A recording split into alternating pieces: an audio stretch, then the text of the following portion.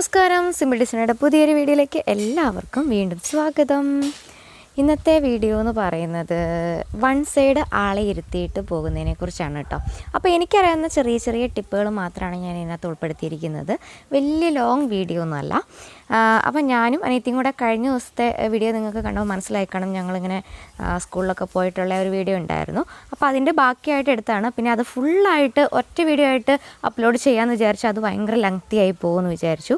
അതുകൊണ്ടാണ് ഞാനിത് വേറൊരു വീഡിയോ ആയിട്ട് ചെയ്യുന്നത്. സത്യം പറഞ്ഞാലുണ്ടല്ലോ, വൺ സൈഡ് ആളെ ഇരുത്തിയിട്ട് ഞാൻ ലോങ് ഒന്നും പോയിട്ടില്ല കേട്ടോ.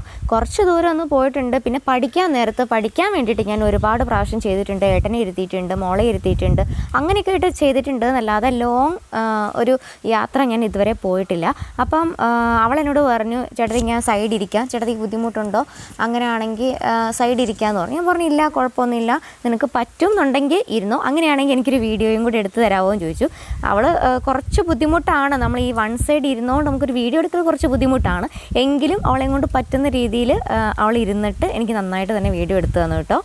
വൺ സൈഡ് ആളെ ഇരുത്തുമ്പോഴാണേലും ടു സൈഡ് ആളെ ഇരുത്തുന്ന സമയത്താണേലും നമ്മൾ ഏറ്റവും ആദ്യം ചെയ്യേണ്ട കാര്യം എന്ന് പറഞ്ഞാൽ നമ്മുടെ കാലിൽ വണ്ടി നന്നായിട്ട് നല്ല സ്ട്രോങ് ആയിട്ട് നിർത്തുക എന്നുള്ളതാണ്. കാരണം പുറകിൽ കയറുന്ന ആളുടെ വെയിറ്റൊക്കെ നമ്മളെ അത് നന്നായിട്ട് ബാധിക്കും. അവർ കയറി ഇരിക്കുന്ന രീതി നമ്മളെ ബാധിക്കും. അപ്പോൾ വണ്ടിയൊക്കെ അങ്ങോട്ടും ഇങ്ങോട്ടും അനങ്ങാനും മറിഞ്ഞു വീഴാനൊക്കെ സാധ്യത കൂടുതലുണ്ട്. അപ്പോൾ ഇരിക്കുന്നതിന് മുമ്പേ തന്നെ നമ്മൾ സ്ട്രോങ് ആയിട്ട് വണ്ടിയെ നേരെ നിർത്തണം. സ്റ്റാൻഡൊക്കെ തട്ടിയിട്ട് ഒന്ന് നേരെ കാലിൽ ഉറപ്പിച്ച് നിർത്തുക. അതിനുശേഷം അവരോട് പയ്യെ കയറിയിരിക്കാൻ പറയുക. അപ്പം കയറി ഇരുന്നിട്ട് അവർ കംഫർട്ടബിൾ ആയോ, അവരിരുന്നത് കൊണ്ട് തന്നെ നമ്മൾ കംഫർട്ടബിൾ ആണോ, ഓക്കെ ആണ്, രണ്ടു പേർക്കും ഓക്കെ ആണ്, പ്രശ്നമൊന്നും ഇല്ല എന്നറിഞ്ഞതിന് ശേഷം മാത്രമേ നമ്മൾ വണ്ടി മൂവ് ചെയ്യാൻ പാടുള്ളൂ. വണ്ടി പഠിച്ച ഉടനെ തന്നെ ഒന്നും നമുക്ക് പുറകിൽ ഒരാളെ ഇരുത്തി കൊണ്ടുപോകുന്നത് ഭയങ്കര ബുദ്ധിമുട്ടുള്ള കാര്യമാണ് കേട്ടോ. ഭയങ്കര ഷേക്കിങ്ങും, നമുക്ക് വണ്ടി ഇങ്ങനെ ഹാൻഡിൽ വെട്ടി പോകുന്ന ഫീലൊക്കെ തോന്നും.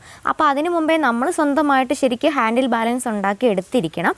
അതിനുശേഷം നമ്മളിങ്ങനെ കാലപ്പുറത്തും ഇപ്പുറത്തും ഇട്ടിട്ടിരിക്കില്ലേ സാധാരണ, വൺ സൈഡ് അല്ലാതെ അങ്ങനത്തെ രീതിയിൽ ആളെ കയറ്റി ഇരുത്തിയിട്ട് നന്നായിട്ട് ഹാൻഡിൽ ബാലൻസ് ചെയ്ത് നോക്കണം. അതിനുശേഷം നമ്മൾ ഇങ്ങനെ വൺ സൈഡ് ആളെ ഇരുത്തിയിട്ട് ഹാൻഡിൽ ബാലൻസ് ചെയ്ത് നോക്കണം.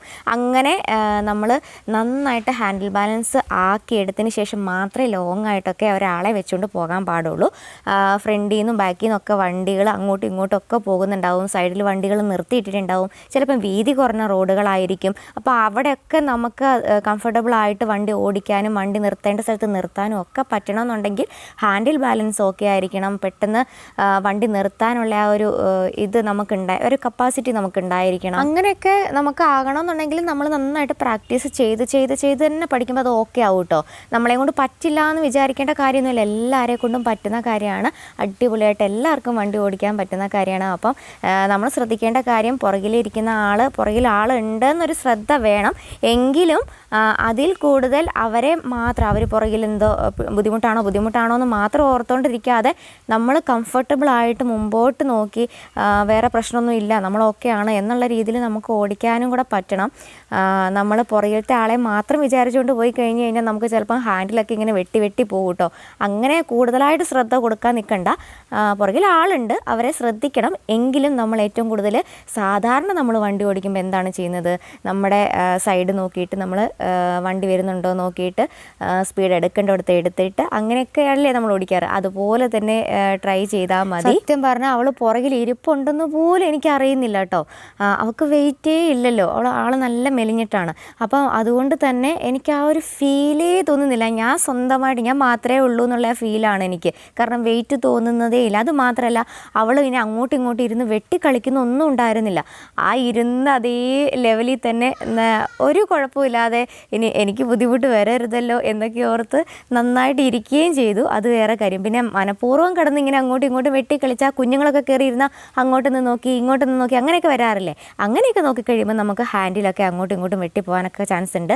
അപ്പോൾ കുഞ്ഞുങ്ങളെയൊക്കെ വെച്ചുകൊണ്ട് പോകുമ്പോൾ അത് കൂടുതൽ ഒന്നുകൂടെ ശ്രദ്ധിക്കണം കേട്ടോ. ഇനിയിപ്പോൾ ഇതിനെക്കുറിച്ചുള്ള ഡീറ്റെയിൽ ആയിട്ടുള്ളൊരു വീഡിയോ നിങ്ങൾക്ക് വേണം, അത്യാവശ്യമാണെന്നുണ്ടെങ്കിൽ ഒന്ന് കമൻറ്റ് ചെയ്താൽ മതി കേട്ടോ. നമുക്ക് വീഡിയോ ചെയ്യാവുന്നതാണേ. അപ്പോൾ നമ്മുടെ ഇന്നത്തെ കുഞ്ഞു വീഡിയോ ഇവിടെ തീരാണ്. എല്ലാവർക്കും ഇഷ്ടമായി എന്ന് വിചാരിക്കുന്നു. പുതിയ വീഡിയോ ആയിട്ട് നമ്മൾ ഇനിയും കാണുന്നതാണ്. അതുവരേക്കും എല്ലാവരോടും ടാറ്റാ, ബൈ, സീ യു.